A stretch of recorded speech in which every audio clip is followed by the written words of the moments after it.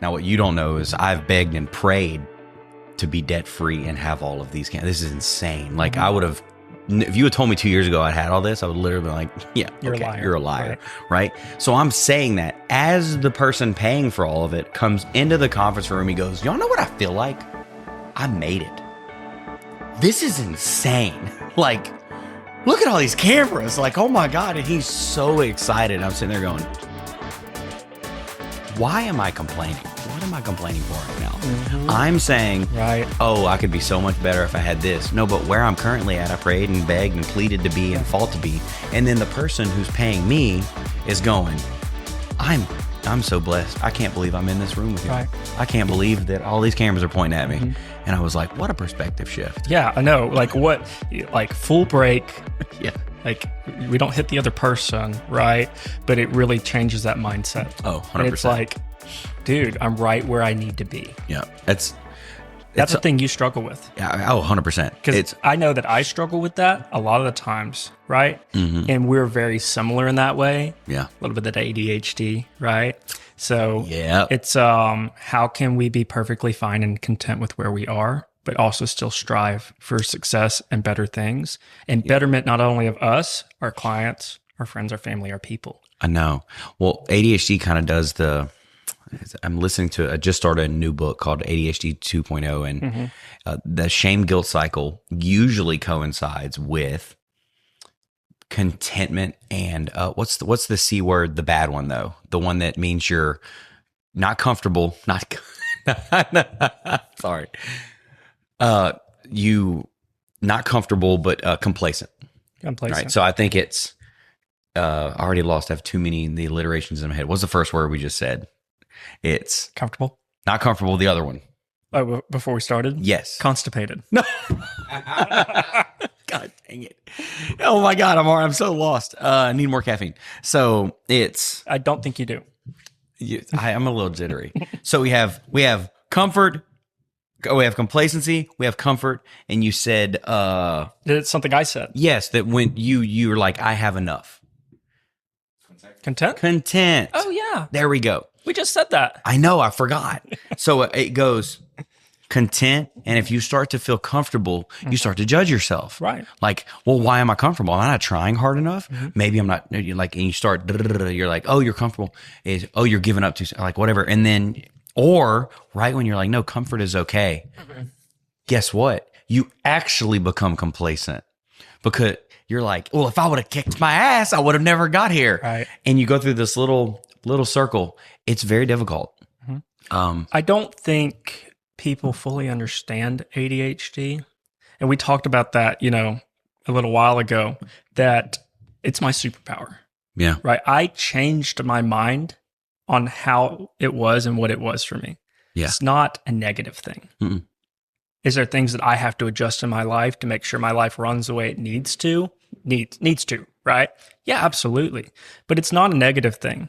It's a part of our life. It's who we are as people. And it's a superpower. Well, and we're all. And I felt very TED Talky right there. That's good. Yeah. And on that, That is. do the intro. Oh, we have to intro. See, ADHD. We forgot to do the intro. Yeah. Which is okay. Yeah. I'll edit accordingly. Well, hey, let's not be too harsh on ourselves. You know what? Right. If I would, if we could somehow like write a book or figure out that, and yes, I'll do the intro, but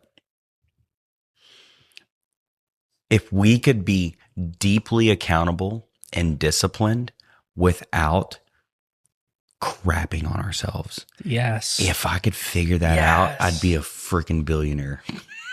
And not even just the money. I know everybody always throws money out. And I'm not saying, oh, I'm not where I'm supposed to be. I left some. I know for a fact, let's say everything I've done was supposed to happen up to here. That's another thing is don't say I could have been. No.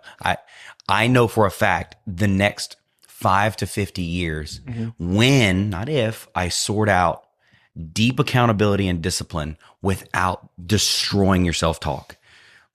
That is all the people we watch on a daily basis. I believe that was one of the first things they figured out. Yeah. Is I'm deeply accountable. I'm extremely disciplined and I don't kick the crap out of myself. I see. I love this. Jordan, you can't live your life like a robot, man. Yeah. You can't. That's You're good. human. You deserve grace and peace and kindness that you give everybody else, but don't give to yourself. How do you read that so fast? Because I understand it and I understand people. Yeah. And I've been through some bad situations to unfortunately understand people. You know, I'm going to pepper God in all throughout this, right? Yeah, yeah. But you go through things in life and God's going to provide you discernment. Mm-hmm. And part of that discernment is that deeper understanding of our fellow mankind. Yeah. So I look at somebody who cares so much, but can't put that same care to themselves. Yeah. And that's not okay. I'm going to call it out, right? Well, I'm The whole premise and everything, and I tell people this all the time, is build a bigger table. But what does that actually mean? What does it mean to build a bigger table? For me, it means to uplift my fellow business owners and peers. mm-hmm. I really want to dive deep, and this is part of consulting and advisory for me too. I want to dive deep onto you as a human, because when you work your best, I'm not a business coach. I will say that. Like, I'm not a business coach. I don't do that. Like, I know we have some other people who are coming in and they coach people. Mm-hmm. I just put it in, right? Because I am a business coach, but I'm not a people coach. Yeah. Your business runs best when you run best too. Yeah, you are correct. It's a hard thing to swallow. It really is. Mm-hmm. And that's why I said my natural bend, just because, dude, I've been sued. I've been screwed out of so much. I trust people just so openly. I always assume the best about everybody. Me too, man. And I have this, I don't know, whatever crutch I can find to lean it on, that my natural tendency is just to assume I have a shortcoming, right? Oh, well, that would have worked if I were better, if I did this or if I did that. No. And that has got to be even the 80-20 that, mm-hmm. What did I say? Oh, before we turned the cameras on. Mm-hmm. I mean, I literally had a huge breakthrough where, I mean, it was just a unique conversation with my spouse and my mother-in-law and mm-hmm. just a client. And for some reason, it all culminated into feeling like the reason why I wasn't successful in life is because I was immature. I'm not disciplined. You know, it started with like, if you would pick the sticks up in your front yard, like you can run a business, but you can't pick sticks up in your front yard. For some reason, that turned into a Jordan punching bag. Yeah. Not good for somebody who already kicks crap out of themselves. Yeah. And they didn't realize it because nobody else in my family was an entrepreneur. It's just me. Mm-hmm. And so they thought they were helping, and it turned, I mean, I was just like, well, I actually decided to speak up, mm-hmm. which I normally wouldn't. Right. And I go, okay, y'all know most rooms that I walk in, I'm formidable. Mm-hmm. Like, and I never say this about myself, but you know how big of a blessing it is for me to walk into a room and people grab a notebook? Yes. And I said, it's okay for me to finally go, mm-hmm. I worked really effing hard to do that. Here's what I want from you in 2025. I want to see it. I want to hear it. I want you to, all these things that you see and mm-hmm. how you impact people, to start believing them. For myself? For yourself. You can talk about it, you see it, but do you really believe it?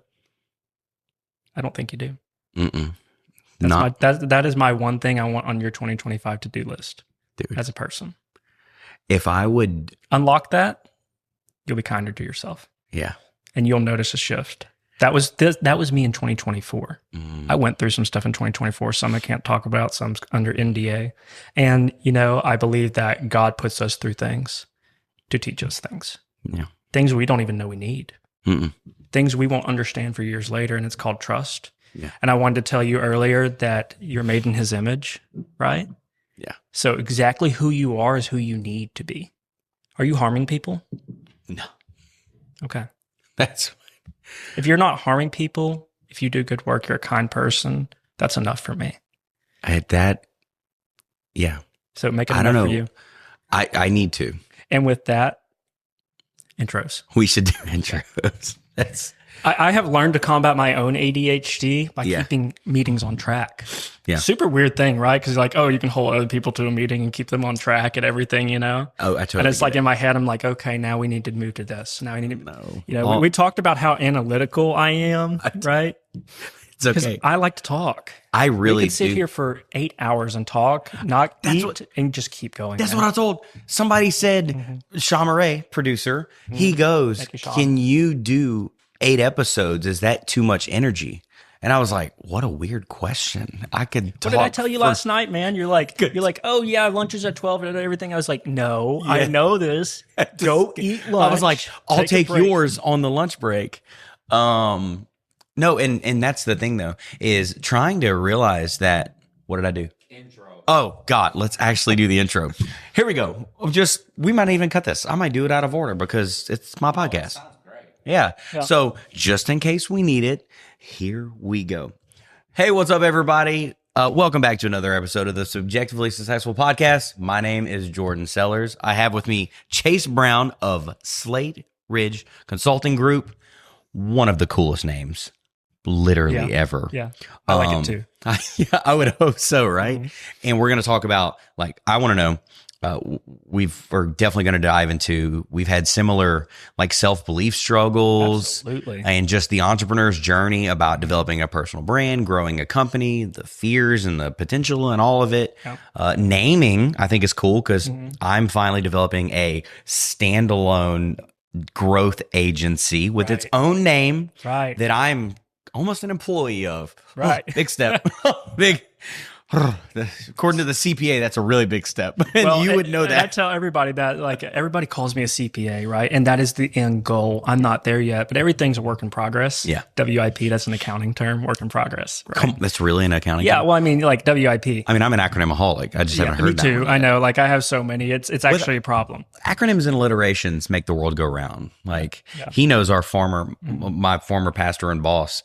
We would have these really big, important meetings, and he would derail the whole meeting to be like, can we get that third bullet point to match? Absolutely, man. So, and I don't think the same thing now. I don't think I could have given myself a better introduction, but I told you I would give you my little elevator pitch tagline. Thank you. We forgot. Right. I want to do it into the camera. My name is Chase like the bank, Brown like the color. I'm a business owner. I'm a consultant. I make people and businesses run better. That's a really good elevator pitch. Yeah. Chase like the bank, brown like the color. Okay. It rolls off the tongue. Yeah. And people, when they associate things with things they know, they don't forget. Dang. Yeah. Okay. Well, have you read Donald Miller, any of his stuff? I don't know who that is. You don't know who that is? Well, and I'm authentically honest too. That might be a problem on this podcast. What? No, heck no. I think it's awesome. He teaches you in your elevator pitch. It's actually really smart to call out the defining problem of why you do what you do. And whatever, that's my ADHD wants to go here. So we're going to go here. Let's do it. There's one of his most famous ones that he ever did. There was a pet store, this really crazy organic, super bougie, expensive pet food that was not selling. Okay. And he rewrote their one-liner / elevator pitch, but their one-liner, and it said, made in the USA, know this ingredient, know that ingredient, this blah, blah, blah, blah, and had all that stuff, right? And he goes, you know what that says? Expensive. Yeah. And he rearranged it and he said, if you actually care what ingredients your dog or family pet consume, we made a pet food for you. Yeah. If you want to know what I do for a living, that gives me the tingles. Yeah. So when someone comes up and they're freaking great at what they do and they're feature driven and product driven, and I can see people going, I like you, but their brain is thinking of the bill they need to pay, and they start leaving, and I'm going, I can help you reel them back in. I combat that every day in my line of work, right? Everybody needs advisory solutions and services. Yes. Not consulting. Consulting's different. Mm-hmm. Probably know the difference. Most of y'all don't. Advisory is ongoing. Consulting, you have a specific problem. Somebody comes in there and fixes it. Yeah, I do potholes, bottlenecks, and landmines are really, really good for me. Or benchmarks, benchmark setting. I would say mine is, do you do I roadmap? You keep the car on the road. In a way. I'm definitely not a mechanic. But this is what I love. You're honest. I want to know how you wanted to correct me there. With what? Oh, You probably saw my face. I thought I had this perfect example, and I love the fact that you were like, almost. Well, I just don't think as the consultant. I don't think it's an accurate representation of what you're trying to portray, right? So you're talking about there being bottlenecks and everything. There's a specific problem. And maybe, like we talked earlier, we're trying to Band-Aid a problem. I'm not for Band-Aids. Like, the kids, it's a commercial Band-Aids, everything. Yeah, it's very Hallmark. It feels great, right? Yeah, but branding, you understand that. Of course. That sells. I don't want to know about the Band-Aid, and I don't even want to provide it as a solution whenever there's sepsis involved. If I'm going to go into a business that's failing, or that there's specific things going on, I don't sugarcoat. You got to open the wounds up. Nobody has time for it. Oof. I'm not going to let you pay me to fix a problem whenever I'm just going to sit there and say, yeah, y'all had a bad quarter. Well, what good does that do? You had a bad quarter. You need to fire your sales guy. You're losing customers to your competitor because of this, right? Let's be strategic.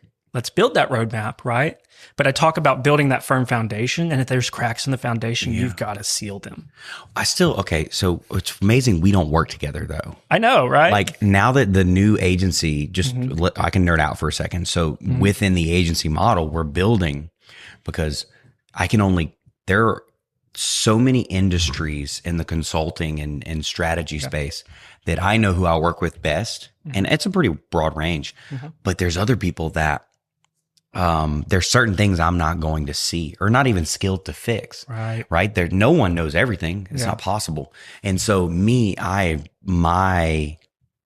biggest landmine, or, what a lot of people do in business? It's like they're going down this path, but they don't realize, like, they're building, like for customer acquisition. I'm really on customer acquisition. They're building like this windy road, trying to impress people or do what all their competition did. When it's like, technically, if you would just, I have a formula. If you would identify your ideal customer avatar, the top 3 problems they deal with, the core emotions for their buying decisions, where do they consume media? Where do they consume media? Because if you don't put things there, you're wasting money on things that don't work, right? Why are you selling to the whole town when technically only 600 to 800 people in the town actually pay your bills? Let's focus all of our energy on them, right? Now, why I say probably need to work together is what I don't do well, and I want you to talk about this. Let's say I help someone bring in customers, but the behind the scenes, like, do you deal with customer acquisition too?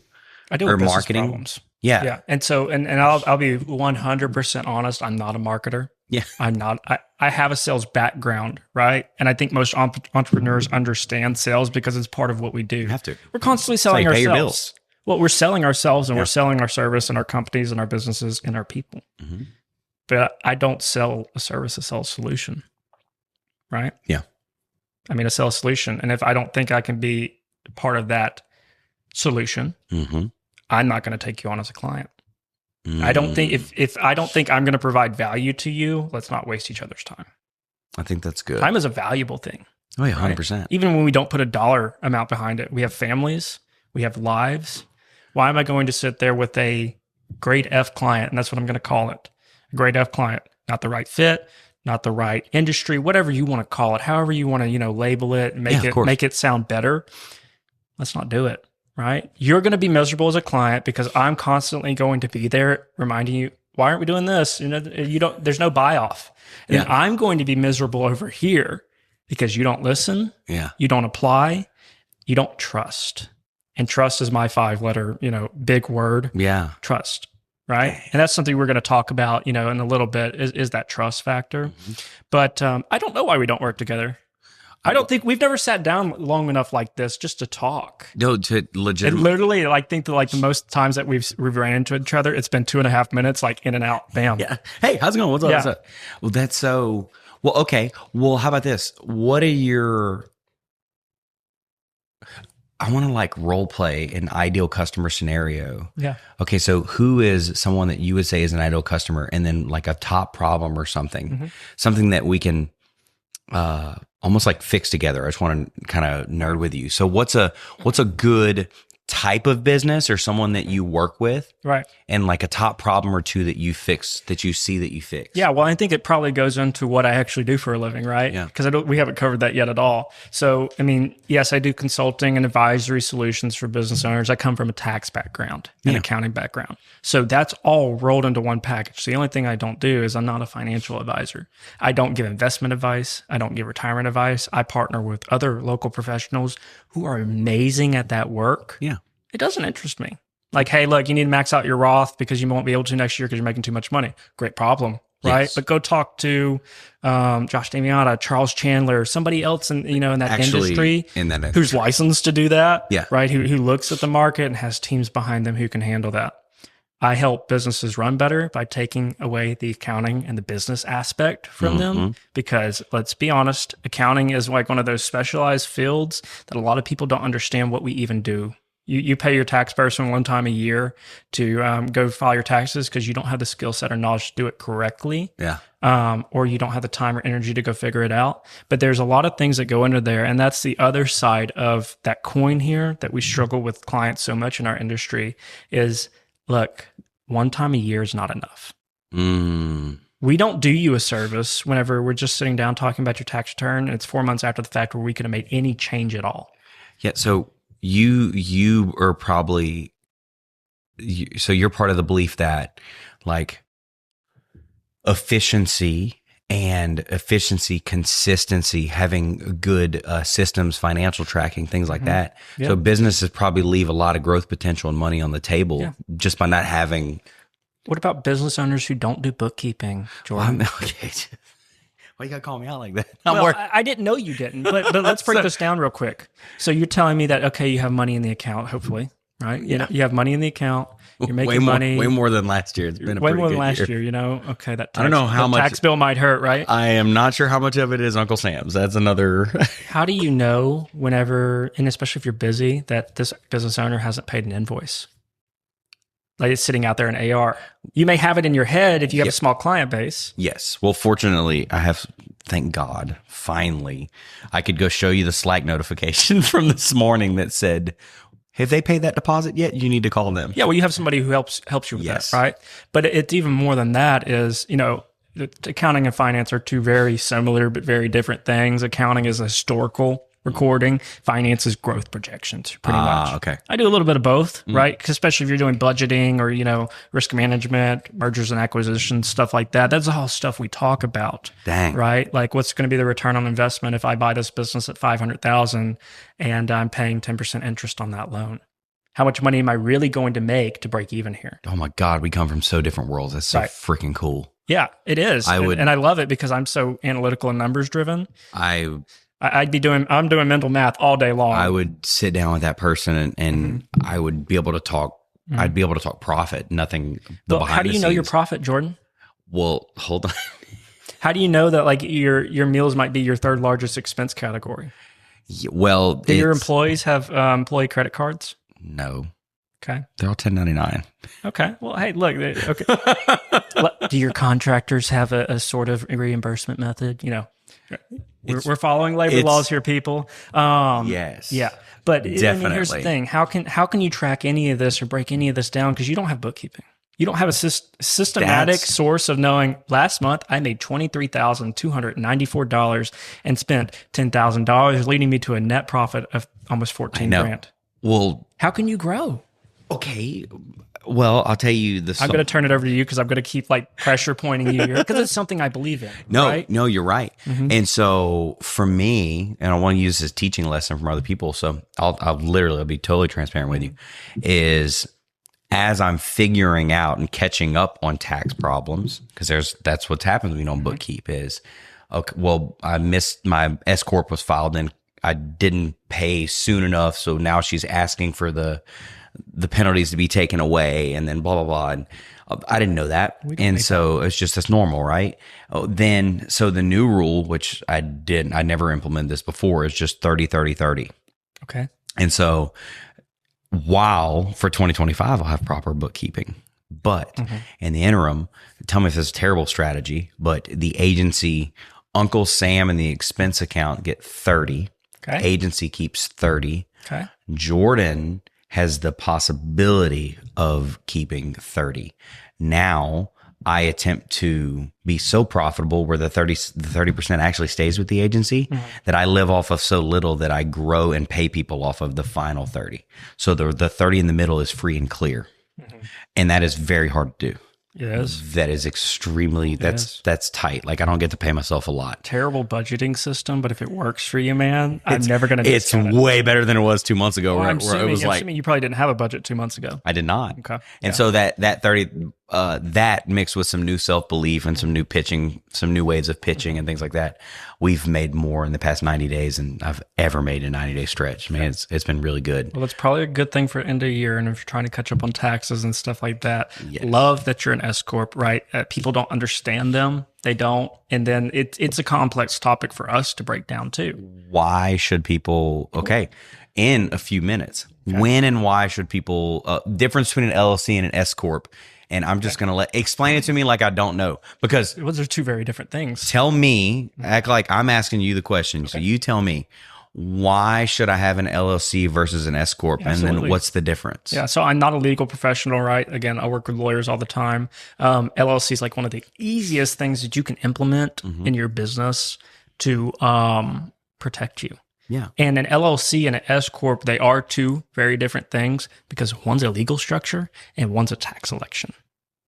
Right? So an LLC is a limited liability company. And we keep those first two words really close, limited liability.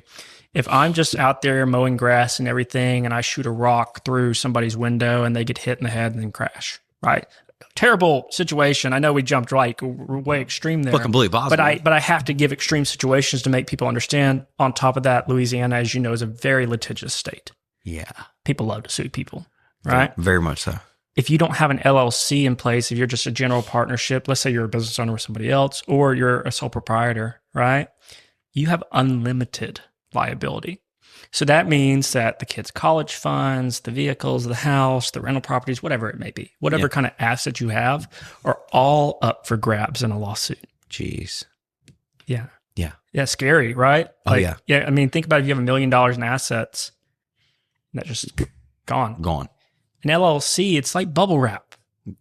When we get stuff shipped to our house, they put it in packing peanuts or bubble wrap, right? It's a really so good it doesn't example. get damaged. Yeah. An LLC provides that limited liability. So if Sellers and Co. get sued for some reason and they win the lawsuit, if you've done everything right and you haven't broken that corporate veil, which that's a whole nother conversation for another time in and of itself. Yeah.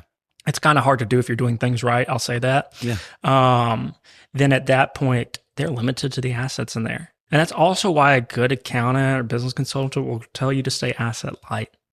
I don't want you sitting there with $200,000 in your business bank account, because if you get sued, then you could lose it. All of it. Yeah. Right? Dang. And so that's an LLC. That's a real. It provides limited liability. So That's a lot of that one lesson alone, though. Like, there's a lot of people watching this that is. I had this conversation like 5 years ago where someone did the exact same thing. I was like, why should I pay this $130 and do this? Yeah. Like, very simple. Exact same conversation. I don't recommend people go set up their own LLCs either. Really? That's okay. Tell me why. Because people don't do it right. They don't know what they're doing. Yeah. So don't go to the state's website and do it yourself. No, hire somebody who knows what they're doing. That's okay. That's good. That's fine. Right. Yeah, because I mean, it keeps getting more and more complex every year. While keeping an LLC open in the state of Louisiana might only cost you $30. So that annual report, maybe it's $35. I could be wrong there. Yeah. For that annual report, that's the easy part of all this after you've already established the systems and everything.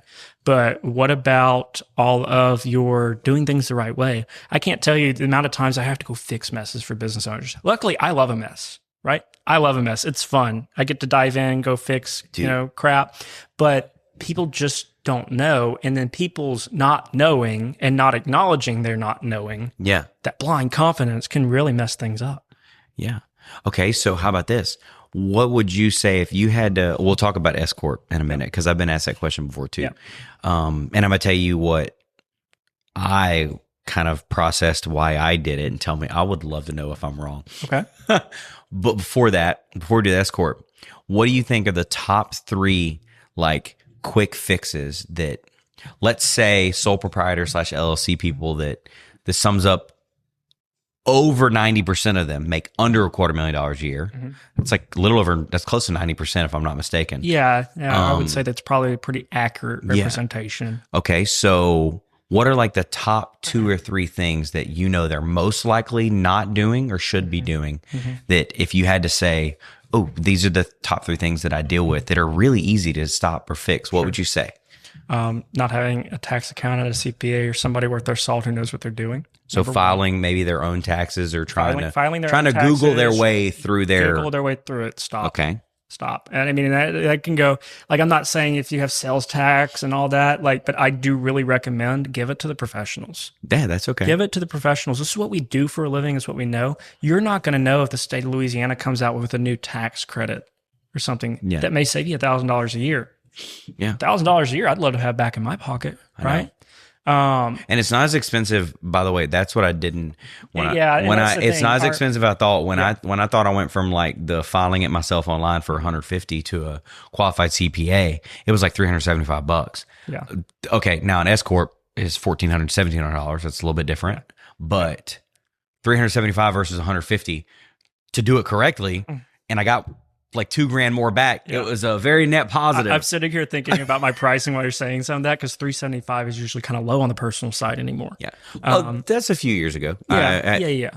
But so that's number one, right? And with that can come whatever. Let us figure out what you truly need as a client. Yeah. Is that bookkeeping? Is it sales tax? I like to empower my clients, and you'll find on my social media and everything, like I empower businesses and individuals via strategic plans, pretty much. That's good. If you want to do sales tax, you got it down to a science and you're not doing it wrong. I'm not going to say, no, gimme, right? I love for you to do it. Yeah. If you want to learn how to do it, I will sit there and teach you how to do it. And that's less I have to worry about every month. There's a few things I don't recommend people do, like payroll tax and stuff like that, because you can just get in a bind so quick. But that's number one. And with that comes the bookkeeping and everything else too. That's another big one, but I'm going to flow that all into one. Not making sure your insurance coverages, not making sure you're protected is number 2. So qualified professionals, not making sure you're protected from all aspects. If you are the major income producer in your family, Jordan, what happens if you die? Well, they don't have an income. Okay. Have you met with a life insurance professional? Yes. Okay. What happens if you get sued or you're disabled for 12, 18 months? Do you have a financial advisor in your life who can help you budget and get a savings and disability insurance? And not as consistent as I should. Yeah. But hey, we're human, right? And that's why I say professionals are number 1. Making sure you're covered is number 2. Okay. And I would say, honestly, and because I'm not giving business specific things here, I'm giving people things here. Number 3, I don't think people take care of themselves right. Ooh. I don't think people are kind enough to themselves. I think entrepreneurs are some of the most hateful people, not to other people, but to themselves in this country, at least. And maybe I've done a really bad job about putting this out there, but that's just honest. Like, how many entrepreneurs do you know whose schedule is crazy packed? Yeah. Right? Who don't even maybe get the time to their kids and family they need. Right? Who don't prioritize themselves just a little bit. Yeah. Yeah. It's a balance. I just talked about that with the last guest that I interviewed where, let's say I would have set aside like $1,000, $1,500 for, multiple sessions with a PT to fix the injuries that are stopping me from going to the gym and blah, blah, blah, blah. The minute that money comes clear, you're like, well, hold on. What if we bought another piece of equipment, or what if we did this and that makes more money? So you'll prioritize making more money versus. What if you're more comfortable? Yeah, I know. What if that pain doesn't hold you back? If I were giving this advice to somebody else, that's the problem with number 3, number 3, love really yourself. And truly love yourself. Listen to the advice you give to other people. I know. Why wouldn't you? I don't know if it's a complex or something. One of the most powerful things I've heard is, I don't know, do you listen to Alex Hormozy at all? A little bit. He's pretty intense, but he said, one of the things he said that it's a butt kicking, but it's a good one. He goes, you don't have imposter syndrome. You're attempting to teach something you're still a student at. Right. And he goes, and then you'll hear him talk. He goes, that's not a negative. you don't know. You just don't know. So reel yourself back in and go focus and actually sell what you're good at, or get good enough to sell. But it's okay to self-assess. And I was like, oh, okay. That's a much more healthy version of imposter syndrome than. We live in a world where entrepreneurs are told that they constantly have to sell themselves as something they're not. That is the problem. Yeah. When did authenticity leave the room and start getting clouded with other things? It's the okay. This is a whole rabbit trail. The Instagramification. Yeah, I'm leaving on Instagram of the world, where I am pushing people into authenticity. Like, very, very much. People want to do business with real people. It's been proven, empirically proven, that likability is 4.5 times more likely to cause someone to initiate a purchasing decision than trust. And trust has become fake. You can buy trust. You can fake trust. You can get. Can you? Watch. Perceived trust. Okay. Oh, you have 100,000 followers and a blue check. Okay. I can see what you're getting at there. Yeah. Right? Oh, you have 60 reviews. They're all 5-star. Right? That there's some that can be faked, right? Oh, you got a headshot from the most expensive person in town. You must be extremely professional, right? Or a big deal, right? You must be that man. You must be that man. Well, you may not be. Yeah. Versus right on the side of that, somebody who has a quarter of the business and a quarter of the budget, if they just turn around their iPhone and say, man, I'm doing my best. And I love what I do. I love the people that I help. I love the people I care about. And I'm not perfect, but I'm going to do everything I am in life right now. And I'm trying to be that. I have this maybe wrong assumption that I'm going to tell you, I'll tell you a funny story within the story. I have this assumption that if the cameras aren't gorgeous, no one's going to trust or believe in me. It's because in my world, I'm a cinemaphile. I love podcasts. All the people that I follow, everything's pretty. I come from a marketing and cinematography background, right? And branding. Everything's gorgeous. Gorgeous isn't always authentic. And so, go. Yeah, and I do that. That's the ADHD thing I've taught myself, is like to put my hand up. At least you put your hand up. I just start talking. Other people, and I'm not perfect, right? But other people know I have a thought that I'm holding, that I want to get on, and I'm keeping that front and center in my brain so I don't ping pong. Oh, dude, it's totally fine. It's so hard, though. It's fine. This is how you know I respect you. I respect you enough to say my rabbit trail isn't as good as your pivot. Well, thank you. I mean, and that's one thing as a person, and I haven't lost that thought yet. I don't handle compliments well. So I could sit here and tell you, man, in 2025, you really need to work on this. Yeah. I got to work on actually getting complimented. I don't know how to receive one. Really? Yeah. I think it's a left brain thing. It probably is, because things are so black and white for me a lot of times. That, well, the compliment's not the work before and after the compliment, or understanding or adding value to the relationship to a left brain person. Before I forget bigger. My thought, though, yeah. What I wanted to tell you is, are you trying to push across something to somebody like you, another cinemaphile who actually will care, or are you trying to push across to your client who doesn't necessarily? Predominantly younger, excited baby business owners that are overwhelmed. I mean, I have my ICA written out. Overwhelmed by tech and the complexities of modern marketing. This $10,000 cameras probably make me feel unattainable instead of relatable, if I'm being honest. Yeah. I've done more iPhone content recently, and it is popping off. Yeah. Well, and if I tell you, Jordan, like, here's the thing. We can go through S Corp, and I will high level it, because that's the best way I can put it. I can go through the intricacies and this and that, and no and yes and everything. If I tell you, look, on average, across my client base, I see my clients save $5,000 to $15,000 a year in self-employment taxes by moving to an S Corp. That is a lot more. Yes. One, productive to you. No one cares. Instead of sitting here 30 minutes and telling you about something that I nerd out on because I love it, right? Tax is like my nerd thing. Yeah. I like loopholes. But am I giving away free knowledge? Number one. Number two, am I trying to teach you something you don't want to be taught? And number three, is it really a waste of our time of let me do my job, you do yours. We're both good at what we do. Dude, it's so crazy that one example that you said, because I've spoke in like 3 public settings last year, and I kicked the crud out of myself because I could have done so much better. But even my definition of better was wrong. I thought it was, You're you. There is no good, better, best, bad. I thought that more information, more concise. No. You know what the right answer was? Hey, what's the one slide that everyone in here is most likely overwhelmed about? Give them a forum to say, that is overwhelming. Can you help me? Yeah. Like, I could have spoken for 15 minutes about one problem and then spent 45 minutes saying, does anybody want to give me some examples of how that's affected them? Like, oh, hey, making content scary for me. Making content is scary, man. You got to put yourself out there. Do I look good? Do I sound good? Right. Is this a good phone? Is this a bad phone? Right. Let's spend 10 or 15 minutes. I'm going to tell you some things I've done in my life that have made me more confident. And then after that, I'd love to hear if that was beneficial to you, if you have any questions.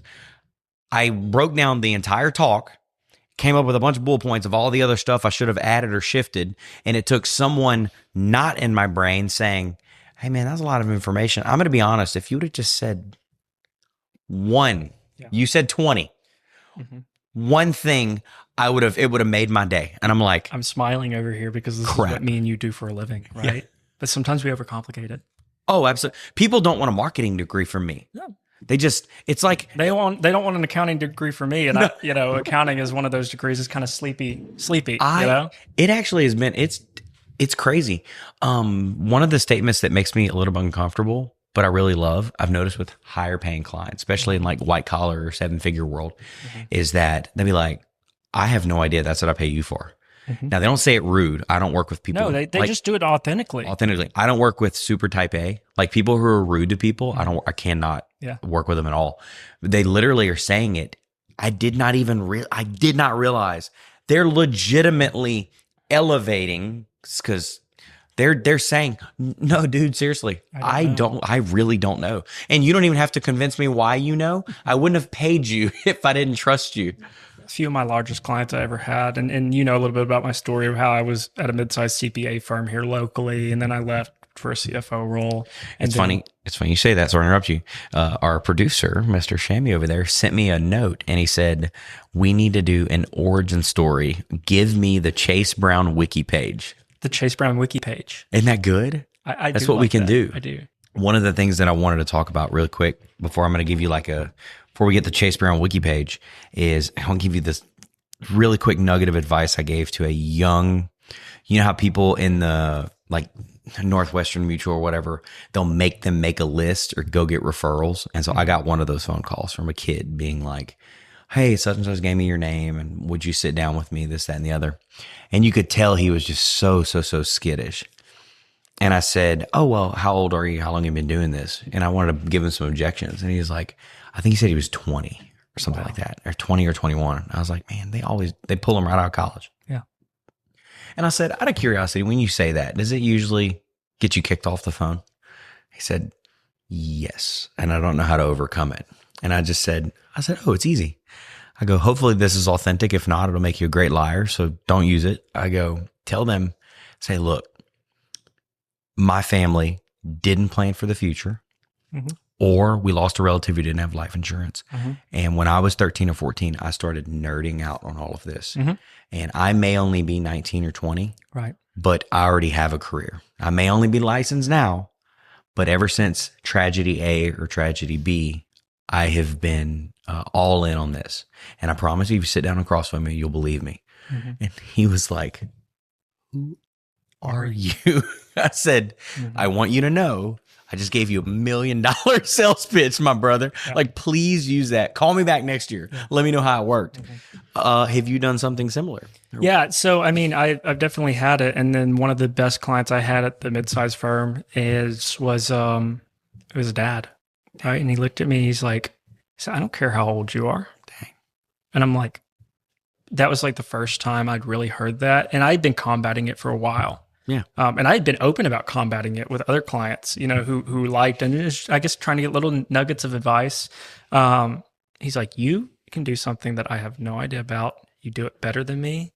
I don't have the time to look at it. So he said, so where does your age come into this at? So good. Yeah, he literally flipped it on its thing. And that's what I do with business owners, right? And you like, and I'm like, and you leaned into that. I did. Oh, and I'm dude, like, so he's like, why do you even lead with your age? Why'd you even bring it up? He's like, yeah, I want to get to know you on a personal level, but it's not important. You do something I can. You do it a lot better than I ever will be able to do. This is why we've got to sit down more. Yeah. I want you to, do you know how old I am? Did I tell you how old I am? No, I don't. Do you have any idea? Like, you have a little bit of gray, so. Can you and your guess? dad, 38. That's a good guess. That's accurate. Oh, wow. A lot of people think I'm like, just when I'm real, especially if I wear skinny jeans, they're like, what are you, 30, 32? Maybe a little bit younger. Well, I mean, when skinny jeans were a thing, Jordan, you probably would have been in your late 20s. Shut up, dude. Tapered is in now. It's way more comfortable. We're just calling it something different. Way more comfortable. I know. One of the things, I'm sorry, I didn't mean to cut you off. Oh, no, it's okay. One of the things I wanted to tell you earlier about people is you can put as many fresh coats of paint over a rotten mess that's still rotten. Yeah. Same thing with business. Same thing with life. Anyway. Lipstick on a pig. Yeah. What was the old, what was I going to say? What was I talking about? We're doing the wiki page. Should we go into that? Should we go into that? We'll tie this in. Is we were talking about age. It's one nugget for the audience because I want them to be able to hear this. Mm-hmm. There's in the coaching industry someone who's very famous to me. Her name's Amy Porterfield. Okay. She came up under Tony Robbins, really successful marketer for him, 13 years. Started her own business, wrote a bunch of books. She just crossed 100 million in sales last year. Mm-hmm. She's doing okay. Yeah, I would say so. She's doing fine. Yeah. She has a whole coaching course on teaching people how to start a side hustle the right way. And her whole premise is people are not looking for experts. People are looking for solution providers. They're looking for someone who's 10% further along that can hold their hand and make sure they move forward. Mm-hmm. Not, I'm so far ahead of you that I'm going to give you the marathon journey to get to me. Someone that says, I'm actually only one, I'm not that far ahead of you. Mm-hmm. It's not as hard as you think. Can I help you? Yeah. And built her whole business on that. I use my business and I'm like, as an example for my people goodness. all the time. Right? Yeah. Like as a fellow business owner, yeah. I layer that in my conversations because not only is it authentic, right? Because I'm telling you, like if I tell people I'm an S Corp, I'm an S Corp. I run payroll on myself. Yeah. Like I get it. I understand. They're like, oh, I'm like, I wouldn't be doing this. I wouldn't be pushing you this way or recommending this if it's not something I would apply to my own. Actually do yourself. Right? Yeah. I mean, it's just make it make sense. Right. 100. Let's do because if we don't, because instantly you said S Corp, and if I wouldn't be doing this myself, I was like, why don't we have another talk about that? We will have a specific to like nerding out on tax. Let's do it. Now that we don't have time for that. Now that we know each other, we'll nerd out on all the things I do wrong, and then we're going to talk about your growth, branding, and marketing goals. And everything I'm doing wrong. Yeah, not wrong. We chose to jump out of a plane most people don't even fly off the runway in. Sure. Okay. So we did a lot of things right. The coaching news coming out. Ooh. Yeah. We did. We've done a lot of things right. We've done a lot of things right. And half the time I don't even know what I'm doing, but it's just grit and it's trust. It's persistence and everything. And sometimes things work out and sometimes they don't. Yeah. And speaking of grit, before we do the Chase Brown wiki page, is something you don't know, a lot of people don't know about me. I spent a lot of time in ministry. And one of the things when, every once in a while, you'll really talk good about yourself. Like one of the stories that comes up that's really positive about me is, this will be the first time you say, good job, Jordan, is I will say the complexities and the difficulty of being in ministry and being unnoticed, unseen, underpaid, and overworked. 99 out of 100 people would have quit maybe by year 2. I made it to year 11. Somehow with a smile on my face and a blind trust. And I would say every week, they say, man, you seem so stressed. I'd go, Sunday's only 4 days away. Right. Because when Sunday gets here, I'm the one person, now you'll get me passionate because this held me for a long time. It's my whole, I said, if one person walks in here, their life absolutely falling apart, and they find Christ and they change their life. They affect every person that they touch for the rest of their life. Yeah. If I don't do what I do to bring them in this door as the primary marketer and driver of traffic, I may never meet that person. They may never meet God. So you know what? It's okay if I'm stressed God out. has a path for everybody, man. Yeah, and dude. you said something right there that it kind of makes me a little teary-eyed. Jesus left the 99. Yep. Went for the one. He went for the one. Yeah. We're all on the path we need to be normally. And if we're not, God will do things in your life to get you off of them. Sometimes your life will upend because Jesus planned that. Yeah. Next conversation, hopefully we get to my lawsuit and me falling out of business with these other people. It cost me hundreds of $1,000s, almost. Best thing that probably happened to you, didn't it? For 7 months, it didn't feel like it, but it all started. I had an actual heart episode, and I called my wife. We were split up over that. And I was like, I'm going to the hospital or I'm coming home. Which one? And I went home, and walking in my door to see my kids, it like evaporated. It was like, it literally was a spiritual attack. And now that I look at it, I'm like, I am so much better off because of that. And I'm like, are you, Jesus chills, dude? And I lost almost everything. I lost almost every client, over 200 grand. I had 50 grand in legal fees. You can ask Bryce if he was here, the other guy that was filming. I used to take the Klonopin naps on my couch while paying him. He was like, what am I doing today? I don't know, man. I'm just going to take a nap, like for months on end. Yeah. And it completely shaped who I am now. I want to have another conversation about this because I think it's a very important conversation to have, but I do want to be mindful of time here. You need to do the thank you. Can we do the Chase Brown wiki page? Chase Brown wiki page. Tell me. What do you want to know? Okay. So how did this, man. Tell me, how did this start and what inspired you to go on your own? Yeah. So, wow. Okay. A little bit of background on me. 24 years old, of course, y'all know my name. I was born in Dallas, Texas, and the reason why is I was born 14 weeks early, Jordan. I was born at 26 weeks, 2 pounds and 6 ounces. So by every definition of that, my life started out, harder. Yeah. I'm a fighter. I really believe that. I believe that with all my soul as I fight, but I also fight for other people first. Yeah. I'm passionate. I am an advocate. I lost my dad on April 1st.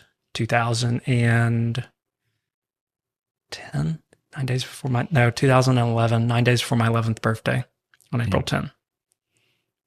Sucks. Yeah. Still sucks. I mean, December 11th. Yeah, December 11th, it would be 60. And so my dad was cut out from a major portion of my life. Wasn't there for graduation, wasn't there for homecoming, wasn't there for the breakups, all of these things. He wasn't there for college graduation. He wasn't there to get to see me start my career. He is there, right? And I think, and we talked a little bit about my brother too, but I think as a young kid, when you lose a parent figure, a few things happen. Either your life goes on rails until you're 35, right? I hate to put it that way, but like, you can either allow it to affect you or you can use it for growth. And I used it for growth, man. I grew up and I, now like, I don't find many people with my work ethic, but it's the only thing I know.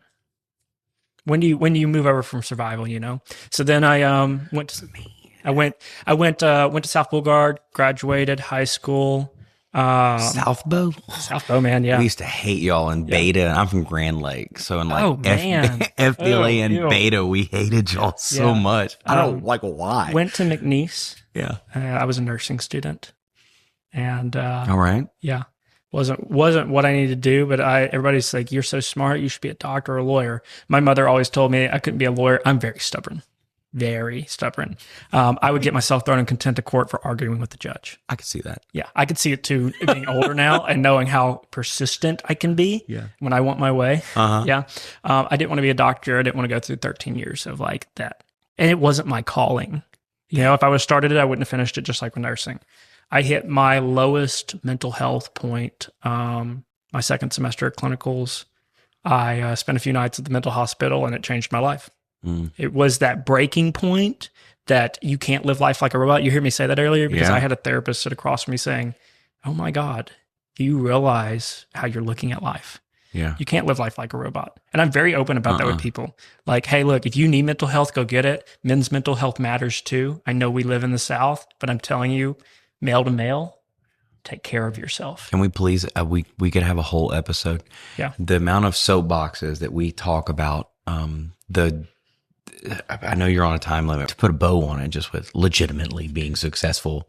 I mean, if you're a good person, earning income and convincing people to trust you enough to pay you for a service, and actually, that is a form of success, and it always. Well, we'll have to have another conversation about that, but we'll need to break down what is success. And I love the name of the podcast being subjectively successful. Thank you. Because success means something different to everybody else. It really does. What is your motivation? My intention at the end of the day, every day, is to help people. I serve on boards where I don't make any money. Yeah.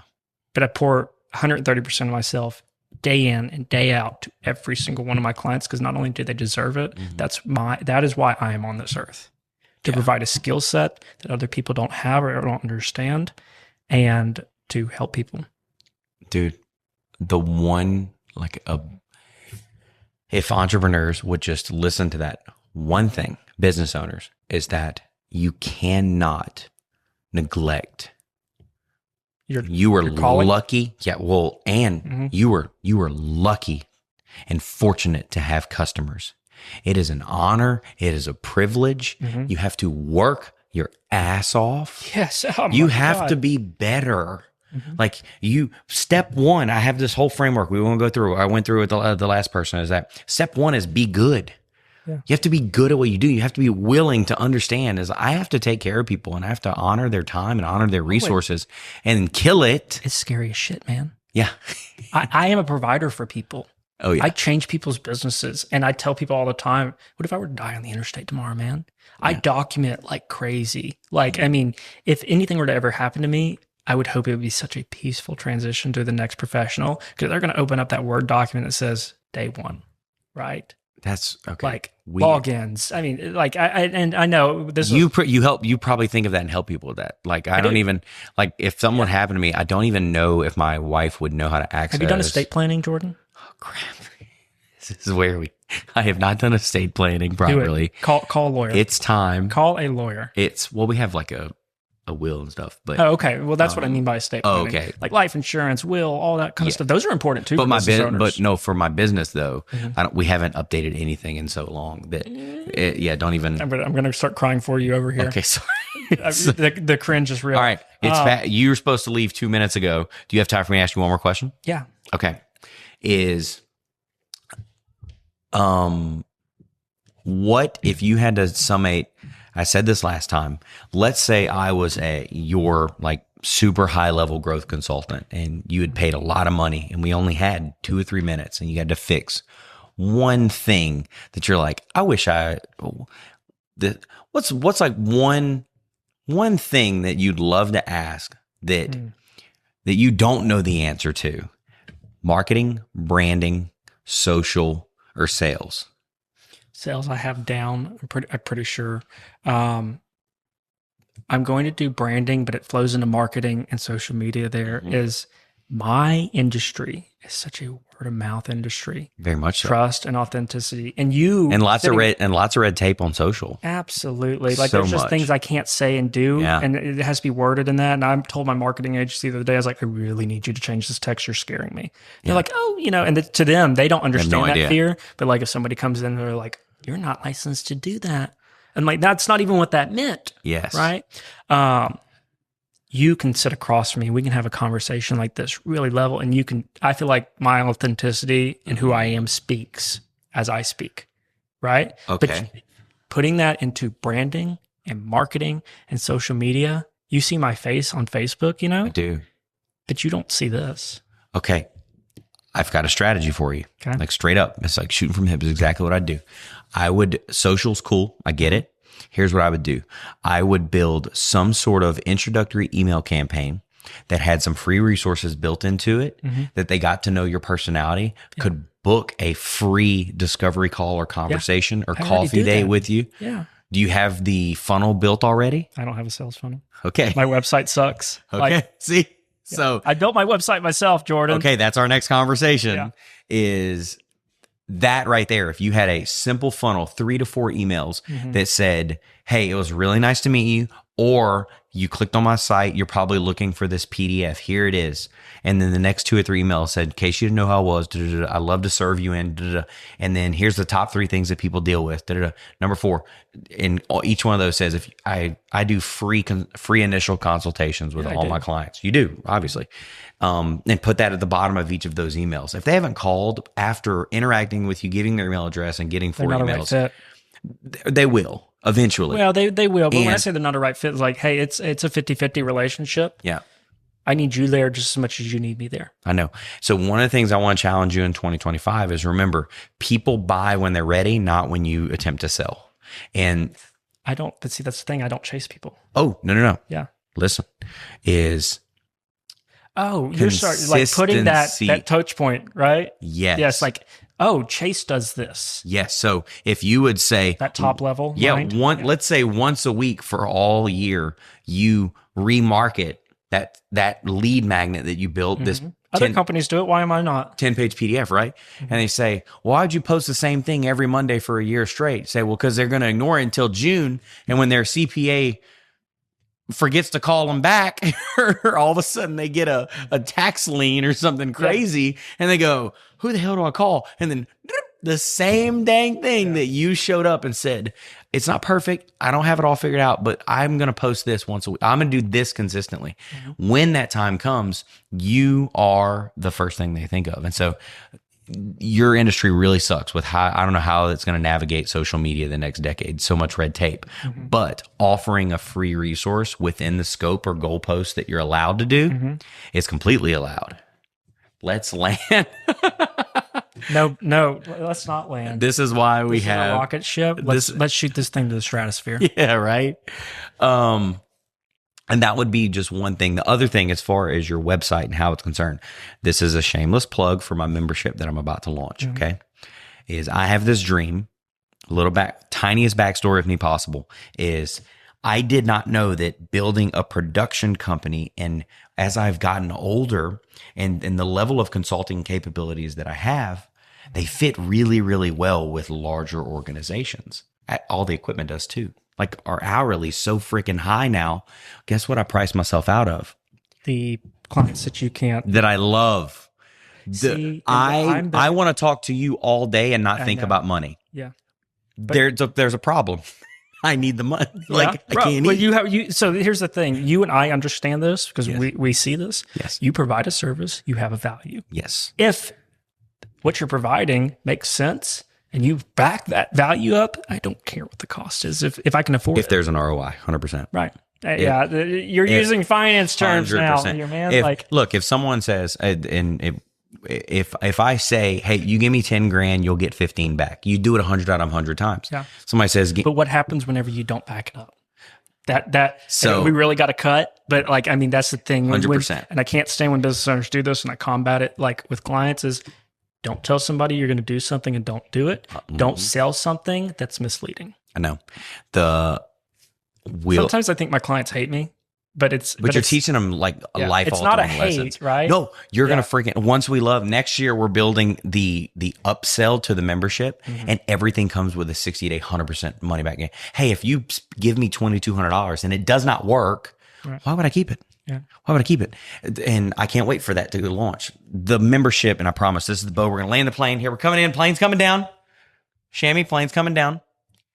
Is my vision. It's going to be called the Entrepreneurs Growth Hub. Yeah. And it is monthly coaching and resources that I may ask you to be part of. I'd love to, man. Let's collaborate. And I'm going to attempt the founders at $39 a month. If they trust me enough with that, I might let them have that forever. Then it goes up to $100 a month. But here's the crazy part. Where I'm going to have the team do support-based responses for tech, marketing, sales, and everything. So if you go in that group and you say, hey, my business went down. I don't know what to do. Oh my God. Okay, we got a part 2 this. I really do have to go. Dude. Thank you so much for doing this. You're the bomb. Fist bump it. Yeah. Slate Ridge Consulting. Tell them right now where they can find you. So you can have my cell phone number. I'm serious. 337-348-4939. If you're like, I can't call a cell, you can call my work. That's 337-426-1350. You can reach me at Chase, Chase, like the bank, at slateridge.co. You can also find me at srcg.us. Look me up on Facebook. Or if you can't find me, call Jordan. And Jordan will jump on it. You let me. There's a very good chance, sir, that your name and face are going to be on Hillside Agency's list of consultants. Yeah. And in the coaching group, there's going to be a little tab that says taxes, business, and things like that. Taxes, and then they're going to click on it and they're going to, where'd Jordan go? He ain't in here. My name is going to be one of the listeners, and yours is going to be there. Yeah. Have a great rest of the day, bro. Thank you so much for your time. Have a good weekend. Happy Thanksgiving. Thank you. Yeah. You too.